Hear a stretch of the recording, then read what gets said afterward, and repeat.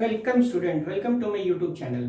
आज हम एक नया चैप्टर स्टार्ट करने जा रहे हैं और जैसा कि चैप्टर स्टार्ट करने से पहले सबसे पहले ये समझना जरूरी होता है कि चैप्टर में हमें पढ़ना क्या है। तो स्टूडेंट देखिए, चैप्टर का नाम क्या है? Admission of a new partner. Admission of A partner. Admission of A partner का मतलब कि पार्टनरशिप फर्म ऑलरेडी चल रही है, कुछ रीजंस की वजह से पार्टनर्स आपस में डिसाइड करते हैं कि हमें नए पार्टनर को बिजनेस में लाना चाहिए। तो जब नया पार्टनर बिजनेस में आएगा तो उसके बारे में क्या क्या कंडीशंस होती हैं, किस तरीके से हमें अकाउंटिंग ट्रीटमेंट करना होता है और बहुत सारी ऐसी चीजें हैं जो हमें इस चैप्टर में पढ़नी होगी। वो क्या पढ़ना है, सबसे पहले उस चीज को समझ लेते हैं। देखो, जब भी कोई नया पार्टनर पार्टनरशिप फॉर्म में आता है तो सबसे पहले जो भी ओल्ड कंडीशंस होती हैं, ओल्ड कंडीशंस मीन्स जो भी ओल्ड पार्टनरशिप डीड होती है या ओल्ड एग्रीमेंट होते हैं वो सब कैंसिल हो जाते हैं।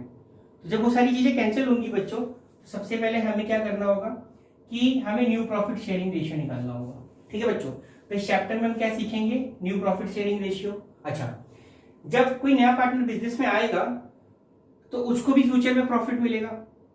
तो एक बात समझिए, अगर मेरे पास 10 रुपए हैं और मेरा एक और पार्टनर है, तो पहले वो 10 रुपए जब हम दोनों में डिवाइड हो रहा है और हम लोग का प्रॉफिट शेयरिंग रेशियो इक्वल है। Profit sharing ratio means student कि वो जो 10 रुपए है मुझे कितना मिलेगा, मेरे पार्टनर को कितना मिलेगा, उसको हम लोग बोलते हैं प्रॉफिट शेयरिंग रेशियो। मैंने बोला कि जो प्रॉफिट शेयरिंग रेशियो है वो इक्वल है, तो मुझे कितना मिलेगा 5, मेरे पार्टनर को कितना मिलेगा 5। लेकिन जब मैंने एक और पार्टनर को अपने बिजनेस में ऐड किया तो जो मेरे और मेरे पार्टनर का प्रॉफिट शेयरिंग रेशियो वो क्या हो जाएगा? कम हो जाएगा। क्यों हो जाएगा? क्योंकि हम अपने प्रॉफिट में से नए पार्टनर को कुछ ना कुछ पोर्शन क्या करते हैं? सेक्रीफाइस करते हैं। तो हमें यहाँ पर सेक्रीफाइसिंग रेशियो भी सीखना होगा।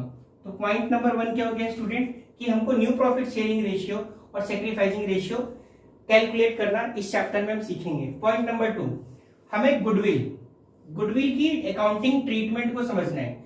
गुडविल की अकाउंटिंग ट्रीटमेंट को समझने से मतलब है कि जब भी कोई नया पार्टनर फर्म के अंदर आएगा तो उस समय गुडविल की क्या अकाउंटिंग ट्रीटमेंट होगी, उस चीज को हमको समझना है। फिर हमें क्या सीखना है? Revaluation of assets and liability. Revaluation of assets and liability का मीनिंग हो गया मेरे प्यारे बच्चों, इसका मीनिंग ये हो गया कि जैसे मान लो कि मैं हूं और मेरा एक पार्टनर है, हम अपने बिजनेस को रन कर रहे हैं। हमारे बिजनेस को रन करते हुए 3 साल हो गया, तो हमारे पास एसेट्स होंगी, हमारे पास लायबिलिटी होंगी। तो वो जो भी एसेट्स है, वो जो भी लायबिलिटी है, वो किसकी रेस्पॉन्सिबिलिटी है? जब तक नया पार्टनर बिजनेस में नहीं आता है वो मेरी रेस्पॉन्सिबिलिटी है और मेरे पार्टनर की रेस्पॉन्सिबिलिटी है। ठीक है, तो उसमें क्या होगा, जो ओल्ड पार्टनर नए पार्टनर के आने से पहले हमें एसेट्स एंड लायबिलिटीज को रिवैल्यू करना पड़ेगा, उसको फिर से रिवैल्यूएट करना पड़ेगा। बात क्लियर है?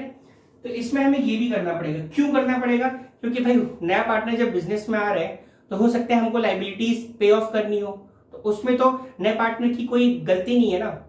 उसमें जब नए पार्टनर की कोई गलती नहीं है तो नया पार्टनर इस चीज को क्यों बियर करेगा? और मान लो कि फर्म को कोई प्रॉफिट हुआ है तो उस प्रॉफिट में से हम नए पार्टनर को तो कुछ भी नहीं देंगे, इसीलिए हमको revaluation of assets and liability करना होता है। ठीक है बच्चों, फिर पॉइंट नंबर 4 क्या बोलता है कि जितने भी हमारे रिजर्व्स एंड एक्यूमुलेटेड प्रॉफिट हैं ये भी हमें निकालना होगा। इसके लिए हमको अकाउंटिंग ट्रीटमेंट सीखनी है। अब ये रिजर्व्स एंड एक्यूमुलेटेड प्रॉफिट क्या हुआ? देखो बच्चों, रिजर्व्स क्या हुआ? जो भी बिजनेस को प्रॉफिट होता है उसमें से वो कुछ पोर्शन एज ए रिजर्व निकाल के चलते चले जाते हैं, तो उसकी क्या अकाउंटिंग ट्रीटमेंट है वो भी हम इस चैप्टर में पढ़ेंगे। फाइनली हमको लास्ट में क्या पढ़ना होगा? Adjustment of capital. Adjustment of capital का मीनिंग हो गया स्टूडेंट कि जैसे कि मान लो सबसे पहले determining the new capital of partner means क्या? जो नया पार्टनर है, जो हमारा कौन है? नया पार्टनर है। नया पार्टनर का हमको यहाँ पे कैपिटल डिटरमाइन करना है। नया पार्टनर क्या करना है? कैपिटल डिटरमाइन करना है। कौन से बेसिस पे? पुराने पार्टनर्स के कंबाइंड कैपिटल के बेसिस पर। दूसरा हमें क्या करना होगा कि adjusting the capital of old partner on the basis of new partners capital. Means क्या हुआ कि जो नया पार्टनर कैपिटल लेकर के आएगा उसके बेसिस पे हमें पुराने पार्टनर की कैपिटल को क्या करना है? एडजस्ट करना है। ठीक है स्टूडेंट, तो ये चीजें हम इस चैप्टर में पढ़ेंगे किसी भी चैप्टर को पढ़ने से पहले हमें ये पता होना चाहिए कि हम उस चैप्टर में क्या पढ़ने वाले हैं। तो ये एक शॉर्ट ब्रीफ इंट्रोडक्शन है इस चैप्टर के बारे में कि जो जो चीजें हम इसमें पढ़ने वाले होंगे। ठीक है बच्चों, कीप एंजॉइंग, कीप एंजॉइंग। ठीक है बच्चों, ये बात आपको समझ में आ गई, तो यही चीज हमको यहाँ पर देखनी है। फिर मिलते हैं हम अपनी नेक्स्ट वीडियो में।